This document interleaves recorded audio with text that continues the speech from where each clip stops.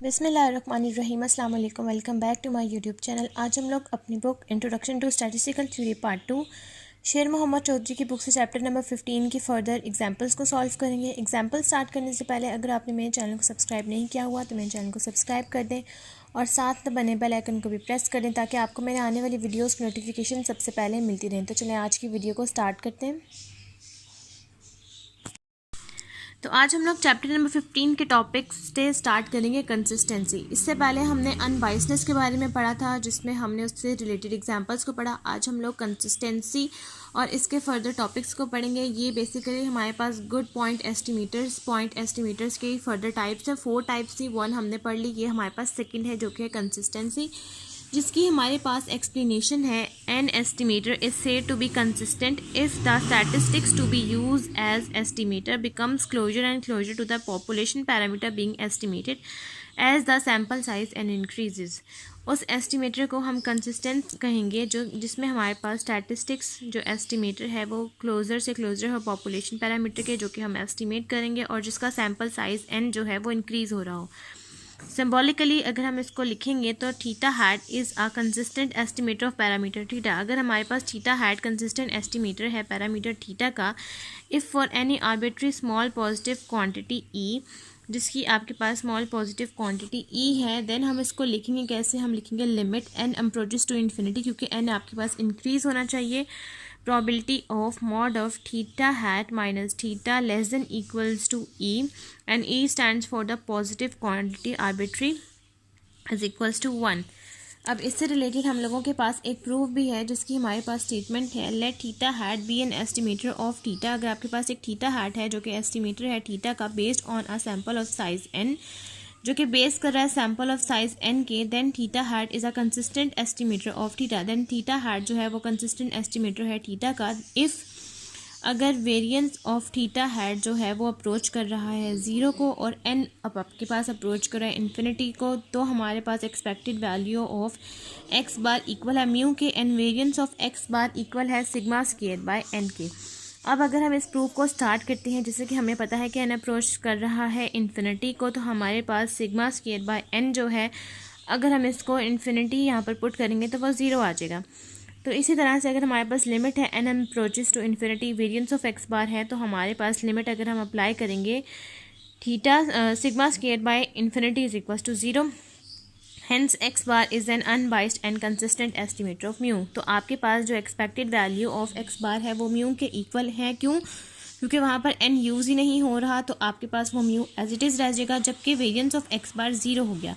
तो हम यहाँ कहेंगे कि हेंस हमारे पास जो एक्स बार है वो अनबाइस्ड और कंसिस्टेंट एस्टिमेटर है म्यू का। उसके बाद अगर हम यही टॉपिक डिस्कस करें प्रोपोर्शन के लिए, अभी ये हमने मीन के लिए डिस्कस किया, अब अगर हम यही टॉपिक डिस्कस करें प्रोपोर्शन के लिए, तो हमारे पास प्रोपोर्शन में पी हैट इक्वल होता है एक्स बाय एन के। सो expected value of p hat हम लोगों के पास इक्वल हो जाएगा, पी की जगह पर एक्स बाय एन पुट कर देंगे, that is equals to small p, that is p hat is an unbiased estimator of p. तो हमारे पास ये अनबाइस्ड एस्टिमेटर हो गया पी का, जबकि variance of p hat equal है variance is equals to x by n, जहाँ से हम लोग वेरिएंस जब अप्लाई करेंगे तो एन बाहर आ जाएगा, तो एन के ऊपर स्क्वायर अप्लाई हो जाएगा, तो ये हो जाएगा वेरिएंस ऑफ एक्स। अब जैसा कि हमें पता है कि वेरिएंस ऑफ एक्स हम लोगों के पास according to the population proportion equal होता है एन पी क्यू के, तो हम वेरिएंस की जगह पर एन पी क्यू पुट कर देंगे। ये एन स्क्वायर से कैंसिल आउट होकर हमारे पास रह जाएगा पी क्यू बाय एन। अब जब हम इस पर लिमिट अप्लाई करेंगे तो ये हो जाएगा p q by infinity that is equals to 0। तो हम यहाँ कह सकते हैं the sample proportion p hat is equals to x by n is an unbiased and consistent estimator for population proportion p. तो हमारे पास जो सैम्पल प्रोपोर्शन है p hat x by n वो के अनबाइस्ड और कंसिस्टेंट एस्टिमेटर है population proportion p का। उसके बाद हमारे पास यहाँ पर गुड पॉइंट एस्टिमेटर की थर्ड टाइप आती है, थर्ड कैटेगरी है एफिशिएंसी, जिसकी हमारे पास एक्सप्लेनेशन है। An unbiased estimator is defined to be efficient. आपके पास अनबाइस्ड एस्टिमेटर है वो एफिशिएंट तब होगा if the variance of its sampling distribution is smaller than of the sampling distribution of any other unbiased estimator of the same parameter. कि अगर आपके पास variance sampling distribution का जो वेरिएंस हम लोग निकालते हैं सिग्मा स्क्वायर बाय एक्स बार, यहाँ सपोज हम यहाँ पर मैं लिख भी देती हूँ, सैम्पलिंग डिस्ट्रीब्यूशन से जो हम निकालते हैं f of x bar minus summation x bar f of x bar, ये जो पूरी हमारे पास टर्म है, अगर इसका आंसर हमारे पास छोटा आ जाता है किसी दूसरे सैम्पलिंग डिस्ट्रीब्यूशन के अनबाइस्ड एस्टिमेटर के जिसका पैरामीटर आपके पास सेम हो, तो ये हमारे पास एफिशिएंसी कहलाता है। एफिशिएंट कहलाता है वो unbiased estimator. In other words आप इसको दूसरे अल्फाज में ये भी कह सकते हैं, suppose there are two unbiased estimator. Suppose आपके पास एक एग्जांपल है कि आपके पास टू अनबाइस्ड एस्टिमेटर है, number 1 T and number T1 and number 2 T2 of the same parameter theta, जिसका सेम पैरामीटर है theta, then T1 will be said to be more efficient estimator than T2। तो आपके पास आप ये कह सकते हैं कि T1 मोर एफिशिएंट है एस्टिमेटर T2 के if variance of T1 is less than variance of T2। तो आप इसको इस तरह लिखेंगे कि अगर आपके पास, क्योंकि ये बात वेरिएंस की हो रही है, यहाँ पर वेरिएंस की बात हो रही है, तो आप T1 और T2 पे वेरिएंस अप्लाई कर देंगे, that variance of T1 is less than variance of T2 और the relative efficiency of T1 compared to T2 is given by the ratio of EF is equals to variance of T2 divided by variance of T1। अब यहाँ पर आपके पास relevant efficiency जो है आपके पास T1 और T2 को अगर आप कंपेयर करें तो जिसका रेशियो आपके पास EF बनती है, EF को रिलेटिव एफिशिएंसी कहेंगे। Variance of T2 by T1 जो है वो आपके पास ग्रेटर आ जाएगा 1 की। उसके बाद ये फर्दर आपके पास इसी की एक्सप्लेनेशन है, छोटी छोटी डेफिनेशन है कि अगर आपके पास if an unbiased estimator theta hat हो एज स्मॉलर वेरिएंस, अगर उसका हमारे पास वेरिएंस स्मॉलर हो then any other unbiased estimator, किसी दूसरे अनबाइस्ड एस्टिमेटर से, तो हम उसको कहेंगे minimum variance unbiased estimator of theta. ये सिर्फ जस्ट एग्जांपल्स हैं जो कि डेफिनेशंस हैं जो कि याद करनी है। उसके बाद है an unbiased estimator having the minimum variance, अगर किसी भी अनबाइस्ड एस्टिमेटर का मिनिमम वेरिएंस होगा तो हम इसको कहेंगे बेस्ट और most efficient estimator for theta. An estimator theta hat that is linear, अगर किसी भी एस्टिमेटर थीटा हैट लीनियर होगा जो कि अनबाइस्ड भी हो और जिसका वेरिएंस हो minimum among all linear unbiased estimator of theta के, तो हम इसको कहेंगे कि ये हमारे पास बेस्ट लीनियर अनबाइस्ड एस्टिमेटर है और इसकी शॉर्ट फॉर्म हम इसको ब्लू भी कहेंगे।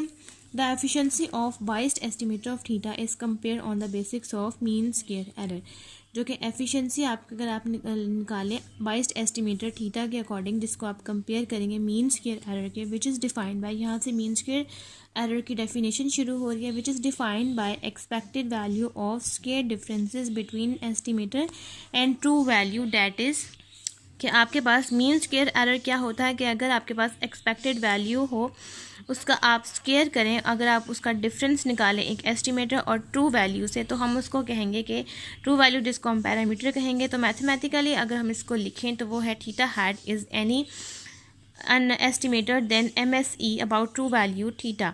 अब यहाँ पर थीटा हैट आपके पास अनबाइस्ड एस्टिमेटर है, जबकि ट्रू वैल्यू आप इसको थीटा कहेंगे, तो आप यहाँ पर लिखेंगे MSE थीटा हैट, जिसमें आपने इनका डिफरेंस भी लिखना है, एक्सपेक्टेड भी लिखनी है और इनका स्क्वायर भी लिखना है। तो ये लिखेंगे expected value of theta hat minus theta का स्क्वायर।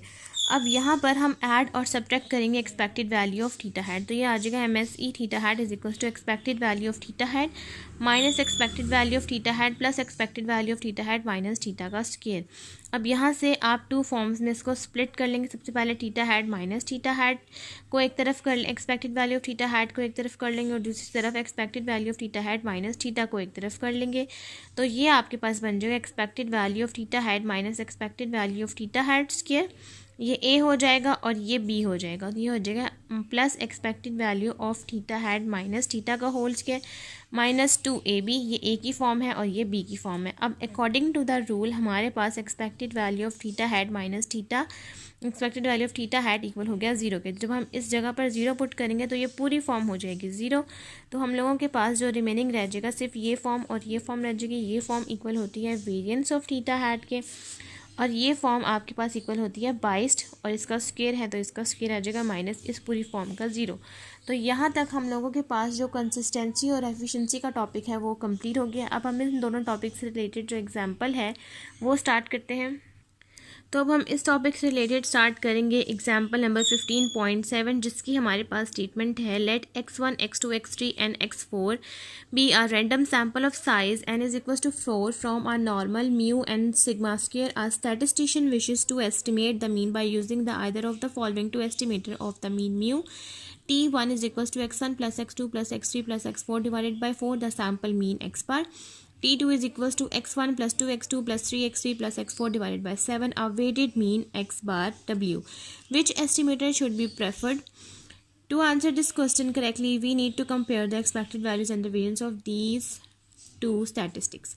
हमने यहाँ पर हमारे पास x1 से x4 तक रैंडम वैल्यूज़ गिवन है, जिसके रैंडम सैम्पल हमारे पास n भी 4 है. म्यू n में हमारे पास नॉर्मल डिस्ट्रीब्यूशन है. म्यू मीन म्यू के इक्वल है, जिसमें वेरिएंस सिग्मा स्क्वायर के इक्वल है. स्टैटिस्टिशियन ने कहा है कि आपने एस्टिमेट करना है इन मीन को, जिसमें आपके पास 2 एस्टिमेटर नंबर 1 और 2. अब कौन सा एस्टिमेटर इसमें बेस्ट है? अब हमने अगर इस क्वेश्चन को करेक्टली सॉल्व करना है तो सबसे पहले हम इस क्वेश्चन में एक्सपेक्टेड वैल्यूज़ निकालेंगे, यानी कि इन वैल्यूज़ का मीन निकाल लेंगे ताकि हम इसको वेरिएंस में पुट कर सकें. और फिर हम देखेंगे कि कौन सा वेरिएंस और कौन सा एस्टिमेटर है, T1 या T2, कौन सा इसमें ज़्यादा बेटर है. तो अब हम लोग एग्जाम्पल नंबर 15.7 को स्टार्ट करते हैं और इस पूरे क्वेश्चन को हम सॉल्व कर लेते हैं. एग्जाम्पल नंबर 15.7 में सबसे पहले हम T1 और T2 हमारे पास जो मेंशन है हम वो लिख लेंगे. अब जैसा कि अकॉर्डिंग टू द क्वेश्चन हमें इन्होंने कहा हुआ है कि आपने इस पर पहले एक्सपेक्टेशन अप्लाई करनी है, तो हम यहाँ लिखेंगे अप्लाइंग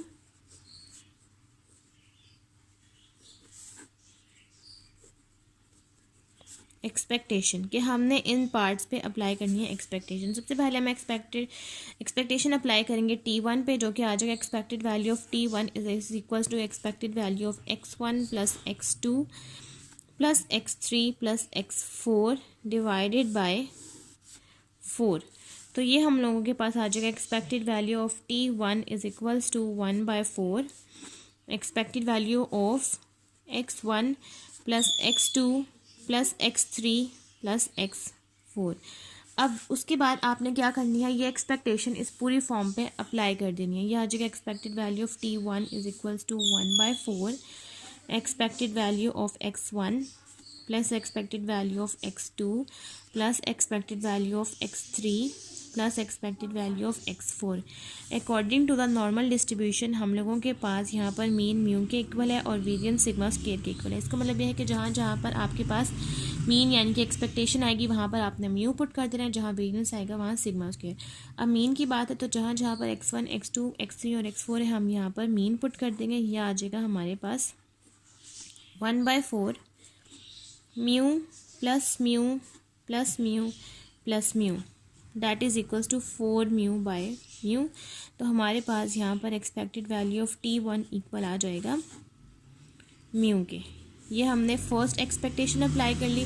अब हम लोग सेकंड पे एक्सपेक्टेशन अप्लाई करेंगे. Expected value of T2 is equals to expected value of x1 plus 2x2 plus 3x3 plus x4 divided by 7. तो यह आ जाएगा expected value of T2 is equals to 1/7 expected value of x1 plus 2x2 plus 3x3 plus x4. Expected value of T2 is equals to 1/7 expected value of x1 plus इस पे जब apply होगा 2 बाहर आ जाएगा. Expected value of x1 plus 2 expected value of x2 plus 3 expected value of x3 plus expected value of x4. तो ये हम लोगों के पास बन जाएगा म्यू 1/7 सबसे पहले आ जाएगा. इस जगह पर again mu plus 2 mu plus 3 mu plus mu. अब अगर हम इसको काउंट करते हैं mu plus 2 mu that is 3 mu plus 3 mu 6 mu plus mu that is again 7 mu by 7. तो यहाँ से 7 से कट हो जाएगा. तो हमारे पास एक्सपेक्टेड वैल्यू ऑफ T2 का आंसर आ जाएगा mu. Expected value of T1 का आंसर भी आ गया म्यू और एक्सपेक्टेड वैल्यू ऑफ T2 का भी आंसर आ गया म्यू. तो हम लोगों के पास दोनों मीन्स के आंसर आ रहे हैं म्यू. तो हम यहाँ लिखेंगे both means are unbiased estimator of mu, कि हमारे पास दोनों मीन्स के जो अनबाइस्ड एस्टिमेटर हैं उनके आंसर म्यू आ गए हैं. अब हम इसी चीज़ के ऊपर वेरिएंस अप्लाई करेंगे. इसी फॉर्म T1 पे हम वेरिएंस जब अप्लाई करेंगे ये आ जाएगा variance of T1 is equal to variance of x1 plus x2 plus x3 plus x4 divided by 4. ये हम लोगों के पास आ जाएगा वेरिएंस ऑफ T1. अब किसी भी चीज़ पे अगर हम वेरिएंस अप्लाई करेंगे तो उस चीज़ का हो जाता है स्क्वायर. तो ये आपके पास जब स्क्वायर हो जाएगा 4 का स्क्वायर होता है 16, ये 1/16 बाहर आ जाएगा. आगे आपके पास आ जाएगा variance of x1 plus x2 plus x3 plus x4. अब हमने वेरिएंस अलग अलग अप्लाई करना है, तो ये आ जाएगा 1/16 variance of x1 plus variance of x2 plus variance of x3 plus variance of x4। आगे आ जाएगा variance of t1 is equals to 1/16 sigma square. Variance की जगह पर according to the normal distribution mean की जगह पर हम म्यू अप्लाई करेंगे और वेरिएंस की जगह पर sigma square. Directly sigma square लिखेंगे, आगे आ जाएगा plus sigma square plus sigma square plus sigma square. तो ये हम लोगों के पास इक्वल हो जाएगा 4 sigma square bye 16। 4 1s are 4 and 4 4s are 16। तो हमारे पास वेरिएंस ऑफ t1 आ जाएगा 1/4 sigma square that is equals to 0.25 sigma square. उसके बाद अब हम लोगों ने सेम यही प्रोसेस अप्लाई करना है वेरिएंस ऑफ t2 पे। तो ये आ जाएगा variance of x1 plus 2x2 plus 3x3 plus x4 divided by 7। अब 7 जब हम लोगों ने यहाँ से बाहर निकालेंगे तो 7 का स्क्वायर हम लोगों के पास हो जाता है 49। तो ये आ जाएगा 1/49 variance of x1 plus 2x2 plus 3x3 plus x4। उसके बाद आ जाएगा variance of t2 is equals to 1/49 variance of x1। जब सेपरेटली हर चीज़ पर अप्लाई हो जाएगा, ये हो जाएगा वेरिएंस ऑफ x1। अब इस पर जब अप्लाई होगा तो ये 2 का स्क्वायर हो जाएगा 4 वेरिएंस ऑफ x2। आगे आ जाएगा plus 9 variance of x3 plus variance of x4। ये आ जाएगा variance of t square is equals to 1/49 sigma square plus 4 sigma square plus 9 sigma square plus sigma square. तो अगर हम इसको काउंट करते हैं तो ये आ जाएगा sigma square plus 4 sigma square 5, 9 plus 5 that is equals to 13 and 13 plus sigma square that is equals to 15/49 sigma square. 9 plus 5 14, 14 plus 1 15/49 sigma square that is equals to variance of t square is equals to 0.301 sigma square. अब हम लोगों के पास variance of t1 का जो answer है 0.25 sigma square है और variance of t2 का जो आंसर है 0.301 है। हमारे पास वो एस्टिमेटर ज़्यादा प्रेफरेबल होगा, वो ज़्यादा एफिशिएंट होगा जो कि हमारे पास लेस होगा। तो हम यहाँ पर कह सकते हैं कि variance of t1 is less than variance of t2 क्योंकि हमारे पास वेरिएंस ऑफ t1 का आंसर है 0.25 और वेरिएंस ऑफ t2 का आंसर है 0.30। तो हम यहाँ पर कहेंगे t1 will B more efficient then t2। t1 हमारे पास मोर एफिशिएंट है t2 के। यहाँ तक हम लोगों के पास एग्जाम्पल नंबर 15.7 कंप्लीट हो गई है। नेक्स्ट हम लोगों के पास लास्ट टॉपिक है जो कि है सफिशिएंसी, जिसकी हमारे पास एक्सप्लेनेशन है। An estimator is defined to be sufficient. हमारे पास वो एस्टिमेटर सफिशिएंट होगा if statistic use an estimator uses all the information that is contain in the sample. वो स्टैटिस्टिक्स जो कि हम यूज़ करेंगे एस्टिमेटर के लिए उसकी सारी इन्फॉर्मेशन कलेक्ट हो जाएगी एक सैम्पल में। उसके बाद है प्रैक्टिकल क्राइटेरिया फॉर सफिशिएंसी। अगर हम इस सफिशिएंसी के टॉपिक को प्रैक्टिकल क्राइटेरिया में लें, a statistic theta had to be a sufficient estimator for an unknown parameter theta is that joint distribution of sample of n values can be factored into two negative functions, one depending on theta hat and theta and other depending on x but not on theta। आपके पास एक statistic theta hat वो sufficient estimator होगा जिसका unknown parameter theta होगा। अगर हम उसका जॉइंट डिस्ट्रीब्यूशन अप्लाई करें जिसका सैम्पल n होंगी जिनकी वैल्यूज़, तो आपके पास उसको हम किन दो कैटेगरीज़ में फॉल करेंगे। उनकी दो कैटेगरीज़ होंगी जो कि फर्स्ट डिपेंड कर रहा होगा थीटा हैट और थीटा पे, जिसको हम यहाँ पर जी की फॉर्म में लिखेंगे, और दूसरा डिपेंड कर रहा होगा एक्स में लेकिन वो डिपेंड नहीं कर रहा होगा थीटा में, जिसको हम एच की फॉर्म में लिखेंगे। लेट सपोज अगर हम इसी फॉर्म को मैथमेटिकली बात करें, let x1 x2 so on xn be are random sample from a probability distribution function of x colon theta. अगर हम मैथमेटिकली लिखें तो हमारे पास x1 से xn तक जितने भी रैंडम सैम्पल साइज n के अकॉर्डिंग है, अगर हम इसको प्रोबेबिलिटी डिस्ट्रीब्यूशन के अकॉर्डिंग लिखें तो वो फंक्शन x और थीटा में चला जाएगा। And let function of x1 x2 so on to xn denote is joint distribution. और अगर हम इसी x को 1 से लेकर n तक पुट कर दें जो कि इसकी सीरीज़ है, तो ये हमारे पास जॉइंट डिस्ट्रीब्यूशन होगा। देन हमारे पास जो थीटा हैट है वो इक्वल हो जाएगा h of x1 x2 so on to xn, जो कि सफिशिएंट एस्टिमेटर होगा थीटा के। तो यहाँ पर हमारे पास फंक्शन है x1 x2 so on to xn theta के, जो कि इक्वल है g ऑफ थीटा हैट और थीटा के, जैसा कि इन्होंने कहा कि वो थीटा हैट और थीटा पे डिपेंड करेगा और दूसरा सिर्फ x पे डिपेंड करेगा, थीटा पे नहीं। तो ये आ जाएगा h जिसकी वैल्यूज़ होंगी x1 x2 so on to xn से, जहाँ पे हमारे पास जो g है थीटा हैट और थीटा वो आपके पास कहलाएगा probability function of estimator theta hat, क्योंकि इसका एस्टिमेटर थीटा हैट है। और जो x है जिसकी वैल्यूज़ है x1 x2 so on to xn, वो आपके पास फंक्शन होगा x1 x2 so on to xn not depending on theta. ये आपके पास कहलाएगा Fisher Neyman factorization criteria for sufficiency. अब हम इससे रिलेटेड एग्जांपल नंबर 15.8 और फर्दर एग्जांपल सॉल्व करते हैं।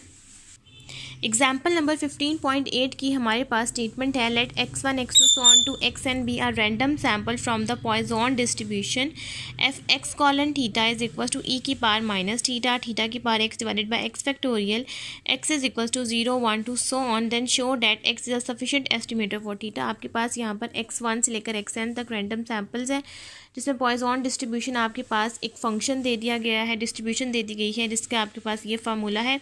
यहाँ पर ई की बार माइनस म्यू, म्यू की बार x divided by x factorial basically formula है। अब इन्होंने यहाँ पर आपको कह दिया कि एक्स और म्यू आता है, यहाँ पर इन्होंने आपको म्यू को रिप्लेस करके थीटा पुट करना है और एक्स की वैल्यूज़ है 0 से लेकर 100 ऑन तक। उसके बाद आपने शो करना है कि x bar sufficient estimator theta का है या नहीं। तो अब हम लोग एग्जाम्पल नंबर 15.8 को स्टार्ट करते हैं। एग्जाम्पल नंबर 15.8 में सबसे पहले हम लोगों ने अप्लाई करना है पॉइजन डिस्ट्रीब्यूशन का फॉर्मूला, जिसमें हम लोगों के पास फंक्शन गिवन है एक्स और थीटा, जो कि है ई की पावर माइनस थीटा, थीटा की power x divided by x factorial, जिसमें एक्स की वैल्यूज़ हैं 0 से लेकर 100 ऑन तक। उसके बाद अब हमने जो इसमें सफिशिएंसी का फार्मूला अप्लाई करना है वो आता है हम लोगों के पास function of x1 x2 so on to xn colon theta is equal to g of theta hat colon theta multiply h of x1 x2 so on to xn। अब सबसे पहले हम लोग ये वाली टर्म सॉल्व करेंगे, वन बाय वन इन सारों को सॉल्व करेंगे। सबसे पहले हम सॉल्व करेंगे function of x1 x2 xn colon theta. अब अगर हम इस फंक्शन को देखें तो ये हमारे पास बनेगा फंक्शन ऑफ x1 थीटा, क्योंकि हम लोगों के पास थीटा फिक्स है, multiply by function of x2 colon theta multiply by function of x3 colon theta. अब वन बाय वन हम यहाँ पर इसका फंक्शन लिखेंगे, जो कि ये मल्टीप्लाई हो रहा है फंक्शन ऑफ xn थीटा तक। अब यहाँ से लिखने के बाद अब हम लोगों के पास जो बेसिक इसका फंक्शन है x1 x2 so on to xn colon theta का, हम यहाँ पर वो पुट करेंगे। सबसे पहले x1 और थीटा, यहाँ पर अब थीटा हम लोगों के पास फिक्स है, x1 हम लोगों के पास वेरी करे यानी कि 1 से लेकर n तक। तो ये हमारे पास जो इसका फार्मूला है, जहाँ जहाँ x है वहाँ से 1 से लेकर n तक हम इसकी फॉर्म को यहाँ पर लिखेंगे। 1 से लेकर n तक क्या आ जाएगा, ई की पावर माइनस थीटा, थीटा की power x1 divided by x1 factorial multiply by e की पावर माइनस थीटा, थीटा की power x2 divided by x2 factorial multiply by आगे 100 ऑन तक ई की पावर माइनस थीटा, थीटा की power xn divided by xn factorial. अब जब हम लोगों के पास कोई चीज़ आपस में मल्टीप्लाई हो रही हो इस सफिशिएंसी के केस में और x1 से xn तक जा रही हो, तो हम इसके साथ एक चीज़ यहाँ लिखते हैं जिसको हम कहते हैं प्रोडक्ट। इसको हम कहेंगे प्रोडक्ट, क्योंकि ये मल्टीप्लाई हो रहा है इसलिए प्रोडक्ट के लिए हम ये साइन यूज़ करेंगे, जिसमें i होगा 1 से लेकर n तक और यहाँ पर हम लोगों के पास x1 से लेकर n तक है, तो यह हम i की फॉर्म में लिख देंगे। यहाँ आ जाएगा ई की पावर माइनस थीटा, थीटा की पावर यहाँ पर आ जाएगा xi divided by xi factorial. और ये अब हम इसको फर्दर जब लिखेंगे नेक्स्ट हम यहाँ पर, तो ये हम लोगों के पास प्रोडक्ट के बाद यहाँ पर इसका ये जो प्रोडक्ट है 1 से लेकर n तक हम इसकी फॉर्म को लिखेंगे। यहाँ पर हम लोगों के पास जो एक्स आई है वो इक्वल होता है, एक्स बार जो है वो इक्वल होता है समीशन एक्स आई बाय n के। अब हम लोगों के पास जब यहाँ पर एक्स आई है तो हम यहाँ पर इस पर समीशन अप्लाई कर देंगे और ये आई की जो रेंज है 1 से n तक लिखेंगे। तो ये हम लोगों के पास हो जाएगा e की पावर माइनस n थीटा, क्योंकि ये प्रोडक्ट इसके साथ मल्टीप्लाई हुआ है तो इसके साथ आ जाएगा n थीटा, आगे आ जाएगा theta summation x divided bye, क्योंकि हम लोगों के पास यहाँ पर एक्स आई है यानी कि ये फॉर्म है तो यहाँ पर एन थीटा से मल्टीप्लाई हो जाएगा, ये थीटा इसके साथ अप्लाई होकर एन कैंसिल हो जाएगा और समीशन एक्स आई आ जाएगा। और आगे हम लोगों के पास आ जाएगा x one factorial multiply x two factorial multiply so on to x n factorial. उसके बाद इस फॉर्म को अगर हमने दोबारा से अरेंज करके लिखना है in case of this summation तो यह आ जाएगा e की पावर माइनस एन थीटा, इस थीटा की जगह पर हमारे साथ n यहाँ मल्टीप्लाई हो जाएगा, n थीटा समीशन x आ जाएगा। और ये हम लोगों के पास x1 से xn तक है तो हम इसकी फॉर्म को लिखेंगे समीशन एक्स आई और इस फुल फॉर्म का फैक्टोरियल मल्टीप्लाई, इसी फॉर्म को हम दोबारा लिखेंगे समीशन एक्स आई का factorial divided by x one factorial x two factorial and so on to x n factorial. और आगे इसके आगे आ जाएगा एन समीशन, इसके सब ऊपर आ जाएगा एन समीशन एक्स आई। इस तरह से हम यहाँ पर इस फॉर्म को लिखेंगे, क्योंकि हमने इस फॉर्म को फर्दर 2 पार्ट्स में स्प्लिट करना है। नंबर 1 एक वो फॉर्म हो जिसमें थीटा हैट और थीटा बेस्ड कर रहा हो, और एक वो फॉर्म हो जिसमें सिर्फ एक्स आ रहा हो, उसमें कोई थीटा ना आए। तो ये हमारे पास जो फॉर्म है ये जी ऑफ थीटा हैट और थीटा की फॉर्म बन जाएगी। जब कि ये x1 से xn तक हमने फॉर्म बनानी थी तो ये x1 से xn तक की फॉर्म बन जाएंगी। तो यहाँ पर अब हम मेंशन करेंगे कि हमारे पास जी ऑफ थीटा हैट और थीटा जो है वो इक्वल है e की power minus n theta summation x divided by summation x factorial, जबकि हमारे पास x1 x2 so on to xn किसके इक्वल है, वो हम लोगों के पास यहाँ पर इक्वल है summation x i factorial divided by x1 factorial x2 factorial xn factorial multiply by 1 by n की पावर समीशन एक्स आई। ये हम लोगों के पास जी हो गया जिसमें थीटा हैट और थीटा बेस्ड कर रहा है, जबकि ये वाली फॉर्म में सिर्फ एक्स है, इसमें कोई थीटा नहीं है। यहाँ तक हम लोगों के पास एग्जांपल नंबर 15.8 जिसमें हमने थीटा हैट और थीटा के बारे में बताना है वो कंप्लीट हो गए हैं। इसमें हमने जी बताना था और इसमें हमने एच बताना था, तो ये हम लोगों के पास कंप्लीट हो गया। अब हमने ये बताना था कि क्या एक्स बार सफिशिएंट एस्टिमेटर है थीटा का, तो हम यहाँ लिखेंगे then x bar is a sufficient estimator of theta. Example number 15.9 की हमारे पास स्टेटमेंट है let x1 x2 so on to xn be a random sample from a normal distribution with mean mu and variance 1. Show that x bar is equal to summation xi by n. The mean of the sample is sufficient statistics for the parameter mu. आपके पास x1 से xn तक random sample है जिसमें normal distribution mean mu है और variance 1 के equal है। Then आपने शो करना है कि x bar is equal to summation xi by n है, जिसमें मीन ऑफ द सैम्पल जो है वो सफिशिएंट स्टैटिस्टिक्स है पैरामीटर म्यू का। अब हम लोग एग्जाम्पल नंबर 15.9 को स्टार्ट करते हैं। एग्जाम्पल नंबर 15.9 में सबसे पहले हम लोगों के पास जो PDF गिवन है नॉर्मल डिस्ट्रीब्यूशन का वो ये है 1/√2 पाई e की power minus x minus mu square by 2। अब हमने यहाँ पर इस पर ज्वाइंट डिस्ट्रीब्यूशन अप्लाई करना है, जिसमें हम लोगों के पास जो फंक्शन है वो हम लोगों के पास 1 से लेकर n तक है, तो यह आ जाएगा x1 x2 so on to xn colon mu. अब हम लोग यहाँ पर अपना आगे PDF लिखेंगे 1/√2 पाई e की power minus x minus mu square by 2। अब जहाँ जहाँ पर x है वहाँ हम 1 से लेकर xn तक इस फॉर्म को ओपन करेंगे। जहाँ जहाँ पर x है वहाँ वहाँ पर 1 से लेकर n तक हम इस फॉर्म को स्प्लिट करेंगे। अगेन उस तरह से ये हमारे पास मल्टीप्लाई हो रहा है और x 1 से x n तक है, तो हम यहाँ पर प्रोडक्ट का साइन यूज़ करेंगे। I is equals to 1 to n, आगे आ जाएगा 1/√2 ई की power minus x i minus mu square by 2। यहाँ पर हमारे पास 1 से लेकर n तक है, तो ये हम लोगों के पास i हो जाएगा। अब हमने इस प्रोडक्ट के रूल को अप्लाई करना है। अब इस प्रोडक्ट के जब हम रूल को अप्लाई करेंगे, यहाँ पर आ जाएगा 1/2 और इस अंडर रूट की जो पावर होती है वो होती है 1/2। अब यहाँ पर हम n के अकॉर्डिंग जब अप्लाई करेंगे तो ये बन जाएगा हमारे पास n/2। आगे आ जाएगा e की पावर माइनस, यहाँ पर हम लोग अप्लाई कर देंगे समेशन, क्योंकि यहाँ पर एक्स आई 1 से लेकर n तक था, तो ये प्रोडक्ट जब इसके साथ अप्लाई होगा तो आ जाएगा x i minus mu square by 2। अब ये फॉर्म आने के बाद अब हम लोगों के पास ऊपर यहाँ पर है form summation x i minus mu square. अब हम इस फॉर्म को करेंगे सॉल्व। इस फॉर्म को जब हम सॉल्व करेंगे तो इस फॉर्म में हमने माइनस एक्स बार और प्लस एक्स बार को ऐड और सब्ट्रैक्ट करना है। अब यहाँ से हम इसको a कर लेंगे और यहाँ से हम इसको b कर लेंगे और ये बन जाएगा a प्लस बी स्क्वायर का फार्मूला। a प्लस बी स्क्वायर का फार्मूला हम लोगों के पास बनेगा a square plus b square plus 2ab, जिसमें 2ab वाली जो फॉर्म है उसको जब हम सॉल्व करेंगे तो वो 0 के इक्वल आती है। तो हम यहाँ पर लिखेंगे समेशन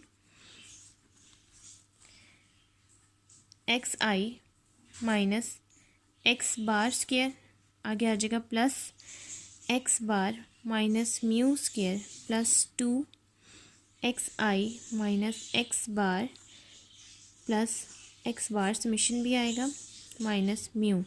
अब ये वाली जो टर्म है हमारे पास ये इक्वल हो जाती है 0, जो कि मैं अर्थमेटिक मीन के प्रूफ में भी बता चुकी हूँ। तो हम लोग सिर्फ इस फॉर्म को सॉल्व करेंगे। यहाँ पर समेशन हम लोगों के पास साथ साथ है। अब इस फॉर्म पर जब हम समेशन अप्लाई करेंगे तो वो एज इट इज़ रहेगा, ये वाली फॉर्म रहेगी summation x i minus x bar square, और ये वाली फॉर्म पे जब हम समेशन अप्लाई करेंगे तो ये आ जाएगा n x bar minus mu का स्क्वायर। अब यही चीज़ जो है हम यहाँ पर अपनी इस फॉर्म पर, जो कि इक्वेशन नंबर 1 है, हम यहाँ पर पुट कर देंगे। पुट होने के बाद अगर हम इस फॉर्म को देखें तो हमने यहाँ पर म्यू और एक्स आई यहाँ पर दोनों आ रहे हैं, जबकि इस फॉर्म में सिर्फ हम लोगों के पास एक्स आ रहा है, यानी कि एक्स आई। तो इसके अकॉर्डिंग ये हम लोगों के पास बन जाएगा जी, जिसको हम कहेंगे जी ऑफ, क्योंकि हम यहाँ पर यूज़ कर रहे हैं एक्स 1 से लेकर एक्स एन तक, तो यहाँ पर हम लोगों के पास वो थीटा हैट था, तो यहाँ पर जिसका पैरामीटर होगा वो एक्स बार हो जाएगा और दूसरा पैरामीटर हो जाएगा म्यू। और जबकि जो ये वाली चीज़ है हम लोगों के पास ये इक्वल हो जाएगी h of x1 x2 so on to xn, जो कि वेरी कर रहा है x1 से xn तक। यहाँ तक हम लोगों के पास एग्जाम्पल नंबर 15.9 भी कंप्लीट हो गई है। एग्जाम्पल नंबर 15.10 की हम लोगों के पास स्टेटमेंट है, a sample of 40 observation from a population with unknown mean mu and variance unknown variance sigma square gave summation x is equals to 800 and summation x square is equals to 16052। अब हमारे पास सबसे पहले 2 samples हैं। Sample number 1 में n की value 40 है, summation x 800 और summation x square 16052। Sample number 2 में हमारे पास पॉपुलेशन गिवन है x और f की फॉर्म में। हम लोगों के पास यहाँ वैल्यूज़ 18, 19, 20, 21, 22 एंड 23 और फ्रीक्वेंसी गिवन है। Using the data given by the 2 samples, हमारे पास डाटा गिवन है 2 सैम्पल्स में। Find unbiased estimate of mu and sigma square. हमने अनबाइस्ड एस्टिमेट यूज़ करना है म्यू एंड सिग्मा स्क्वायर को यूज़ करते हुए। सबसे पहले इन्होंने हमें कहा हुआ है कि आपने अनबाइस्ड एस्टिमेट निकालना है म्यू और सिग्मा स्क्वायर को यूज़ करते हुए। तो इसका मतलब यह है कि हमने सैम्पल नंबर 1 को यूज़ करते हुए यहाँ पर मीन निकाल लेना है। तो सबसे पहले हम यहाँ पर सैम्पल नंबर 1 सॉल्व कर लेते हैं। सैम्पल नंबर 1 सॉल्व करते हुए हम म्यू निकाल लेंगे, तो वो बन जाएगा म्यू1, जो कि इक्वल आ जाएगा समेशन x1 बाय n1। तो ये इक्वल हो जाएगा 800/40 के, डैट इज़ इक्वल्स टू 80/40। तो हम लोगों के पास जो यहाँ पर म्यू का आंसर आ जाएगा वो आ जाएगा 20। उसके बाद अब हम निकाल लेंगे सिग्मा स्क्वायर। सिग्मा स्क्वायर का हम लोगों के पास फार्मूला आ जाएगा summation x1 square by n1 minus summation x1 by n1 का होल स्क्वायर। तो यहाँ पर जब हम वैल्यूज़ को पुट करेंगे तो यह आ जाएगा sigma square is equals to summation x1 square की जो वैल्यू है वो आ जाएगी 16052 डिवाइडेड बाय n1 है 40 minus summation x1 by n1 जो कि है 20 का स्क्वायर। तो हम लोगों के पास यहाँ पर सिग्मा स्क्वायर का आंसर आ जाएगा 4 401.3 आ जाएगा। और 20 का स्क्वायर होता है हम लोगों के पास 400, तो इसको सॉल्व करके हम लोगों के पास यहाँ पर सिग्मा स्क्वायर का आंसर आ जाएगा 1.3, और ये है हम लोगों के पास सिग्मा स्क्वायर 1 का आंसर। अब उसके बाद अब हम लोगों ने सॉल्व करना है sample number 2। Sample number 2 solve करते हुए यहाँ पर हम लोग निकाल लेंगे μ2, क्योंकि हम लोगों के पास जो टेबल गिवन है फ्रीक्वेंसी, तो हम लोगों के पास यहाँ μ2 आ जाएगा summation f(x2) by summation f। तो यहाँ पर हमें ये दोनों चीज़ें चाहिए, समेशन f का टोटल करेंगे और समेशन f(x2) निकाल लेंगे। अब इस टेबल के अकॉर्डिंग ये हमारे पास x2 है और ये f2 है। हमें किन किन चीज़ों की ज़रूरत है? सबसे पहले अगर हमने निकालना है मीन, तो मीन के लिए हमें ज़रूरत है f(x2). उसके बाद हमने निकालना है वेरिएंस, उसके लिए हमें ज़रूरत होगी यहाँ पर f(x2) का स्क्वायर। तो यहाँ पर अब हम ये दो कॉलम सॉल्व कर लेते हैं। अब हम लोगों ने यहाँ पर दोनों कॉलम्स को सॉल्व कर लेना है। सबसे पहले f2 का जो सम है वो आ रहा है 60, और fx यानी कि x2 की हर वैल्यू को f से मल्टीप्लाई करवाएंगे तो हमारे पास ये सारी वैल्यूज आ जाएंगी, जिसका सम है 1179। उसके बाद f(x2) स्क्वायर यानी कि f(x2) को हमने x2 के कॉलम से मल्टीप्लाई करवा देंगे तो ये सारी वैल्यूज़ आ जाएंगी, जिसका सम है 23285।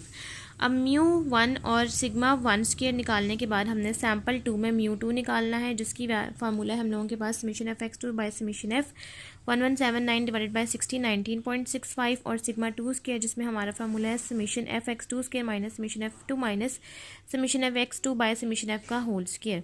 यहाँ पर सारी वैल्यूज़ को पुट करेंगे, हमारे पास सिग्मा 2 स्क्वायर का आंसर आ जाएगा 1.9605, sigma 1 square 1.3 and sigma 2 square 1.9605। तो अब जैसा कि हमें क्वेश्चन में कहा हुआ है कि using the data given the 2 samples, तो आपने 2 सैम्पल्स का डेटा यूज़ करते हुए यहाँ पर 2 सैम्पल्स का unbiased estimator mu and sigma square निकालना है। तो यहाँ पर mu and sigma square 2 samples का तब निकलता है जब हम यहाँ पर कंबाइन मीन और कंबाइन वेरिएंस अप्लाई करें। तो यहाँ पर अब हम फार्मूला यूज़ करेंगे कंबाइन मीन और वेरिएंस का।